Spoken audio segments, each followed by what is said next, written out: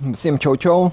Я тут думаю, проведу-ка я эфир и порасскажу про всякие штуки, которые у нас тут происходят. В чем? Вот в этом, во всем. Тын-тын-тын. Ну, так я постоянно показываю. Из новостей под вот эту стилистику, которая у меня там за спиной. Сейчас делается стол. Он будет на этом гульбище. Тын-тын, на этой веранде. Тын-тын. И будут такие же, сейчас покажу, формы ножек. Вот такие же, только с одним сегментом, вот с таким. И все это полудраматическая история, потому что, делается все медленно. Ну, вот эти деревянные штуки делаются качественно, но не быстро, ну прям не быстро.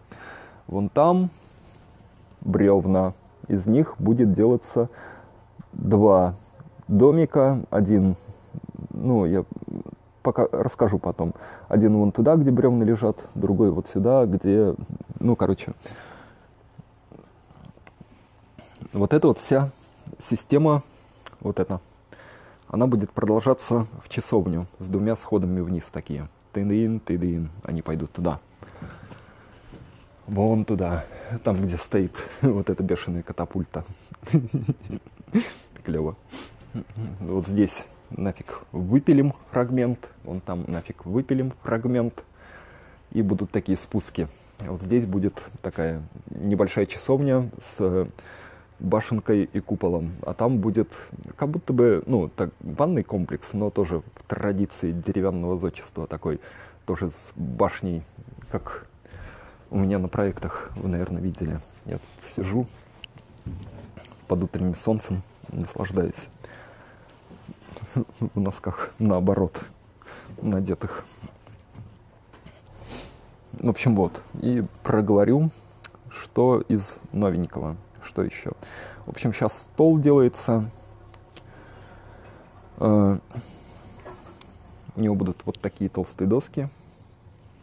Он будет длиной 3 метра, вот под эту веранду, шириной 1 метр и высотой, наверное, 82 сантиметра или 74, нет, 78, не помню. Ну, короче, такой более-менее высокий, чтобы люди, когда они сидят за ним, они распрямлялись, не сидели вот так вот, прям агрессивно, локти на стол положив, а распрямлялись, чтобы у них был повод для того, чтобы быть более открытыми.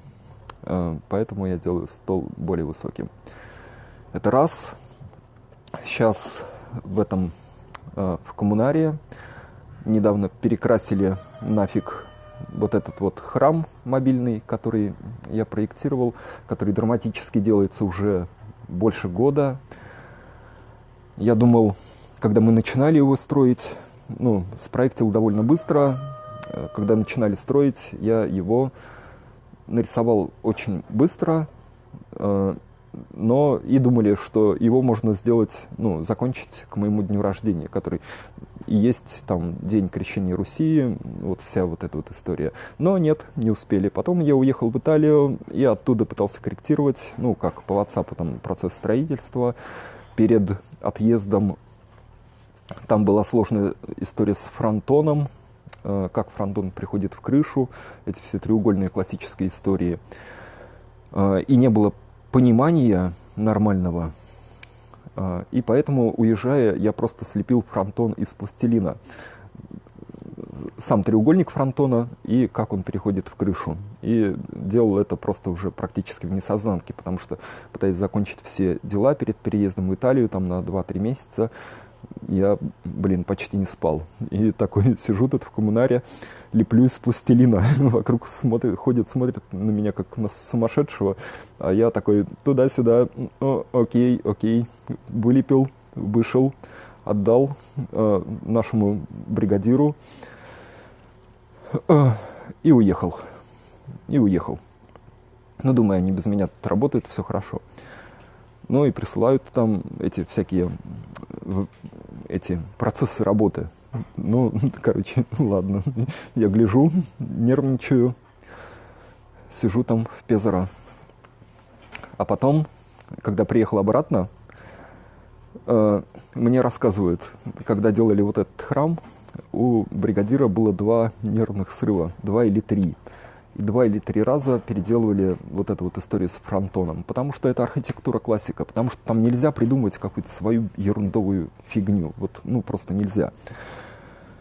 Это драматично. Можно коттеджи строить как ты хочешь, да всем наплевать. Вообще всем наплевать. Там, красиво ты не сделал, там, некрасиво, там, твоя эстетика, как ты думаешь. А классическая архитектура, там уже все понятно, что красиво. И ты можешь только накосячить или сделать хорошо. Вот такая штука была. В общем, и тогда купили для него шубу, для того, чтобы он был такой желтый, такой, ну, интересный, эффектный.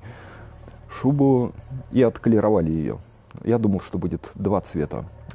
Один такой желтый, как петербургский, другой белый. Для колонн этих рустов, для всей этой истории. А колеровку, когда смотрели, она была супер светлая. Вот теперь я, вот это вот знаю. Вот теперь наконец-то это знаю. Она супер светлая в самом начале. В жидком состоянии тоже супер светлая. Когда нанесли ее на храм, это была просто жесть. Это просто невероятно. Он стал как цыпленок. И я ходил, сначала закрасили одну часть, самую невидную. Я ходил и расстраивался. Потом этой шубой покрыли, короче, весь храм. И это было чудовищно ярко. А потом на него прилепили белые русты. Это было... Он стал еще ярче. А потом, так как вначале пытались это все радостно оптимизировать, оказалось, что материал, из которого мы делали русты, это ОСБ, это вообще никоим образом вообще не катит. То есть он не пережил зиму, он начал лохматиться, расползаться, и это было проблемой. В итоге русты нафиг сняли.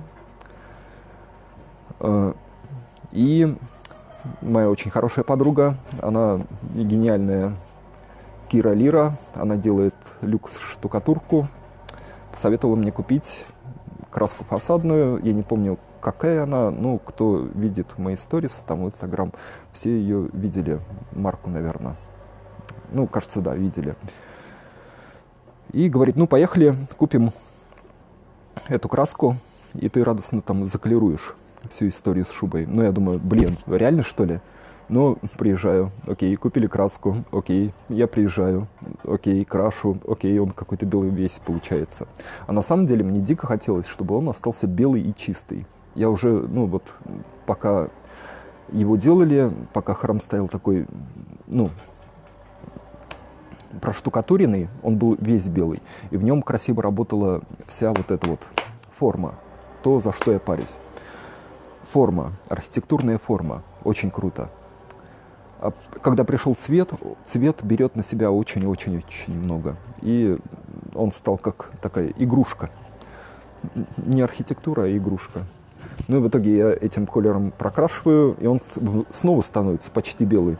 Ну, я думаю, ну ладно, окей, может быть белым, быть его судьба. Но вот сейчас все подсохло, и у него появился такой благородный бежевый оттенок, как нормальные петербургские здания. Так что я думаю, что мы прям в верном направлении пошли. Мне дико нравится то, что получается сейчас в итоге. Вот. Что еще рассказать? На фронтонах у нас там была проблема, потому что стелили крышу, стелили жесть. Вот это вот. А жесть, она предназначена для такой коттеджной истории. Вон, как какие-нибудь вот такие вон грустные домики. И у нее есть характерные элементы. Когда крыша идет, спускается, и я не знаю, как объяснить. Я, короче, ладно, я вон пью кофе и не буду это объяснять. Ну, короче, там были проблемы. И они испортили мне вот эту вот геометричность. Но, в принципе, теперь есть понимание, как с этим справиться, так что тоже все плюс-минус идет хорошо. Из истории с Кабралова. Что там происходит? Там сейчас все остановилось на моменте этого, как называют, иконостас. Окей. Там идет два момента. Один я, может быть, сейчас покажу. Сейчас я делаю концепцию по пейзажу, по достройке этого храма. Этот храм еще будет достроен домом священника и звонницей. Ну, это такая башня в кижовском стиле, на которой будет колокол, на который можно будет забраться, посмотреть на все Кабралово там со всех сторон. Там кукушка спрашивает меня, это как твои 15 минут крайние? Все ли нормально? Вроде все. Вот. Это про архитектуру, про пейзаж. Там будет одна галерея 12 апостолов, длинная, которая уводит людей с опасного участка дороги. Потом общественных пространств будет два. Одно такое патриотическое. Я сейчас покажу. Блин, что это я делаю для какого-то Кабралова? Это какая-то деревня просто. Просто деревня. А я думаю, я прихожу туда, как я вообще могу максимально задрать вверх уровень нормы вот этого всего контекста? Что я могу дать этим людям? Ну, там, с точки зрения моего опыта, который нарастил, ну, зря его, что ли, наращивал. Мне вообще, на самом деле, пофигу там. Ну, не пофигу, конечно, но как я работаю там для Италии, как я работаю там для Германии, как я работаю для России, также, ну, там, в больших штуках, также я буду работать и для Кабралова. Это такой маленький пикколо поселение. Ну, в общем, там тоже сейчас выкладываюсь. Места мало. Ну, надеюсь, нам что-то, может быть, дадут. Вот. И там два общественных пространства. Блин, показать мне лень идти. Ну, смотрите мои сторисы, я там буду показывать то, что я сейчас делаю. И там такие, ну, тоже прикольные решения есть. И сейчас в работе там иконостас. То есть проект я сделал, я его показывал уже в Инстаграм и на YouTube, и вообще везде показывал. Его мне откорректировали иконописцы, ну, откорректировали супер деликатно. Мне понравилось. То есть, ну, там, мой конструктив, мою архитектуру иконостасы не тронули, только немножко откорректировали расположение икон. Ну и плюс добавили много-много резьбы. Я не знаю зачем. Ну ладно. Это по иконостасу. Так, дальше что? Ну вот, короче, нужно его начать. Каркас начать, и на нем еще отработаем такую историю, когда я вот этот участок Кабралова насыщаю большим количеством пропильной резьбы в этих элементах малых архитектурных форм. И потому что я делал это раньше, там, для какой-то выставочной истории, ну, я знаю, что это быстро, просто, хорошо, дешево. Ну и эффектно смотрится, очень эффектно смотрится. То есть я веду материал на ЧПУ, там его радостно пропиливают под мой орнамент, и я его интегрирую в малые архитектурные формы. А потом приношу туда виноград, там, приношу туда плющ. И получается сочетание там деревянной резьбы, ну, пропильной, которая не вырезана как барельеф. Ну, в некоторых местах она может быть вырезана как барельеф, но может быть и не может быть. И какой-нибудь зеленой истории, там, типа плюща, девичьего винограда, еще какой-нибудь штуки. Чудовищно красиво может получиться. Но у нас очень мало рабочих. В этом большая проблема. То есть нужно больше людей, там, каких-нибудь энтузиастов и еще что-нибудь. Потому что денег прям прискорбно мало, как я понимаю, на всю эту историю. И там прям специалистов мы взять не можем. И от этого тоже огромное количество таких драматических ситуаций. Окей. Это с иконостасом. И еще один проект в Пудомягах. Там его концепция сдана. Все понравилось очень. Ну, это общественное пространство. Ну, короче, это комплекс. Как всегда, у меня комплекс. всяких разных штук, которые накладываются друг на друга, которые интегрируются друг в друга, которые работают с окружающим контекстом и между собой. Ну, там, где думали, что можно восстановить вот эту Покровскую церковь, которая сгорела в Кижах, ну, с которой, по сути, вся и началась эта история. Вот, там ждем от администрации разбредовки по этим коммуникациям на участке и, ну, сетям, электросетям и прочим штукам. В общем, ждем. А я сейчас радостно даст. Что я делаю сейчас? Сейчас проговорю. Раньше я делал для представления проектов презентухи. Ну, такие большие, там, на Подомяге, например, там, за 100 страниц, на Кабралова, там, по-моему, 50 страниц, которые объясняют всю концепцию. Ну, то есть не просто форма, не просто как это хотелка, да вообще, ну, это очень странно. Все из логики, из изучения контекста вытаскивается. И это все нужно объяснять, пояснять, как оно все работает. Так. Ну, в общем, вот. А сейчас делаю видосы, как обычно я делаю видосы, ну, какие-нибудь такие эффектные, с пролетами, там, ну, 3D-визуализация. И пробую наговорить на заднем плане текст. То есть теперь мои ролики, они будут такие, не просто с музыкой, с летанием камеры, показыванием симпатичностей, а с объяснением логики.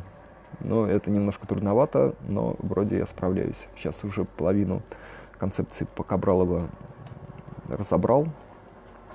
Сейчас кофе попью, тыдын, и разберу там оставшиеся. Это окей. Что-то еще я, наверное, забыл, потому что все время в фоне что-то происходит. Ну, короче, и сегодня двигаю уже в Петербург. И буду дэнсить. В планах вечером на тренировку, потом на Open Air. Я думаю, или на Карповку, или вон стрелка открылась, на стрелку Васильевского острова, там танцует много. Завтра, надеюсь, несколько встреч приятных очень. И вечером, надеюсь, тоже танцы. А утром снова сюда. И продолжение всей этой истории. В общем, буду иногда такие штуки записывать и рассказывать о них, что происходит в моей жизни. Это забавно. И подытоживать, и формулировать, и собрать в кучу. Есть огромное количество мыслей, которые мне нужно перевести в работу. Точно буду так отрабатывать. В общем, я надеюсь, было интересно. А то все видят то, что я делаю, ну, в плане скетчинга. А скетчинг — это вообще просто малая часть вот этой вот большой истории, там, архитектуры и пейзажа. Вообще просто малая часть и обслуживающая часть. В общем, вот, меня зовут Кичиген Эдуард. Всем чао-чао, пока.